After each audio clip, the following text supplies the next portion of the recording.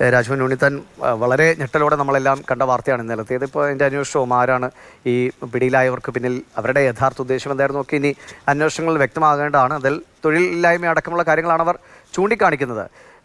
അവിടുത്തെ ഈ സുരക്ഷയുമായി ബന്ധപ്പെട്ട് അങ്ങേക്ക് തോന്നിയ കാര്യങ്ങൾ എന്താണ്? ഇനിയിപ്പോൾ ഈ സന്ദർശക പാസൊക്കെ നിർത്തി ഇനി സാധാരണക്കാരന് പാർലമെൻറ്റ് കാണുക എന്നതുപോലെ ഇനി സ്വപ്നമായി അവശേഷിക്കും.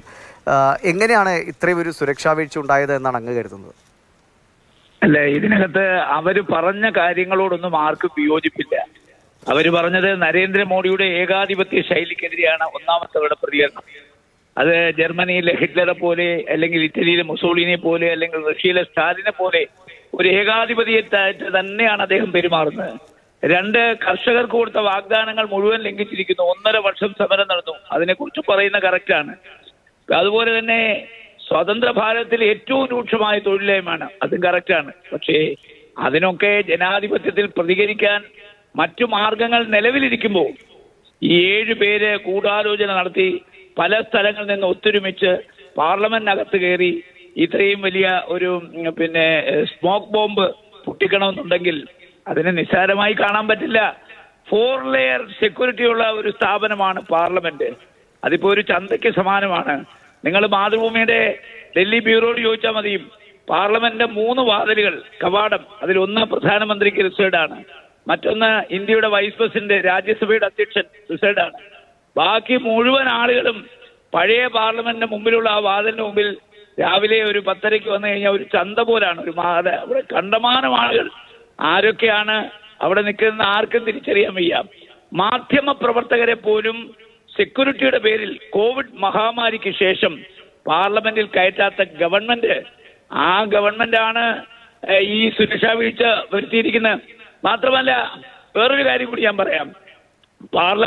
പഴയ പാർലമെന്റിൽ നിന്ന് പുതിയ പാർലമെന്റിലേക്ക് മാറുന്ന ദിവസം അന്ന് പ്രധാനമന്ത്രി സഭയിൽ വരുമ്പോ ഞങ്ങളൊക്കെ പലർക്കും പാസ് ചോദിച്ചു, ഞങ്ങൾക്ക് ആർക്കും പാസ് തന്നില്ല.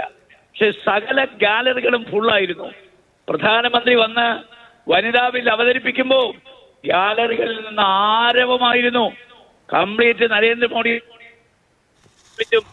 ആളുകൾ എഴുന്നേറ്റ് നിന്ന് ആദരവ് പ്രകടിപ്പിക്കുമ്പോൾ BJPയുടെ മന്ത്രിമാരും MP-മാരും അതിനെ പ്രോത്സാഹിപ്പിച്ചു. കാരണം പാർലമെന്റിന്റെ ഗാലറിയിൽ പ്രവേശിക്കുന്ന ആർക്കും കമാന്നൊരു അക്ഷരം മിണ്ടാൻ പോലും സ്വാതന്ത്ര്യമില്ല. അവിടുന്ന് പേപ്പറുകൾ വലിച്ചെറിയാൻ പാടില്ല. അതിനൊക്കെ വലിയ ചട്ടങ്ങളും റൂളുകളും ഉണ്ട്. അതെല്ലാം വയലേറ്റ് ചെയ്തു BJPക്കാർ.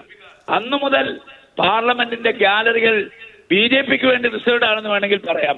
അപ്പോ വലിയ സുരക്ഷാ വീഴ്ചയാണ് വന്നിരിക്കുന്നത്. ഈ സ്മോക്ക് ബോംബിന് പകരം എന്തെങ്കിലും മാരകമായ വിഷമുള്ള ഒരു പുകയാണ് അവിടെ വന്നിരുന്നെങ്കിൽ ഞാനടക്കം, രാഹുൽ ഗാന്ധി അടക്കം എത്ര MP-മാർ മരിച്ചു വീഴുമായിരുന്നു. കാരണം ഞങ്ങളൊക്കെ ആ സമയത്ത് സഭയിലുണ്ടായിരുന്നു. ഞാനതിന്റെ ദൃക്സാക്ഷിയാണ്. ഈ സംഭവത്തിന്റെ ദൃക്സാക്ഷിയാണ്. 2 പേര് ചാടി തലയടിച്ചാണ് വീണെങ്കിൽ അവര് മരിക്കുമായിരുന്നു. താഴെയാണെങ്കിൽ കാലൊടിയുമായിരുന്നു. കൃത്യമായി MP-മാരിരിക്കുന്ന സീറ്റിലേക്ക് തന്നെയാണ് ചാടിയത്. എന്നിട്ട് ഓരോ മേശകൾ ചാടി സ്പീക്കറെ ലക്ഷ്യം വെച്ചാണ് അവർ പോയത്. അപ്പൊ ഇതിനെ ഒരു പാർലമെന്റ് അംഗം, BJPക്കാരൻ മൈസൂരിലുള്ള ഒരു ആഭ്യന്തരമന്ത്രി ഇക്കാര്യത്തിൽ ഒരു വിശദീകരണം നൽകണമെന്ന് പ്രതിപക്ഷം ആവശ്യപ്പെട്ടിട്ടുണ്ടല്ലോ, അത് പ്രതീക്ഷിക്കുന്നുണ്ടോ അങ്ങ്?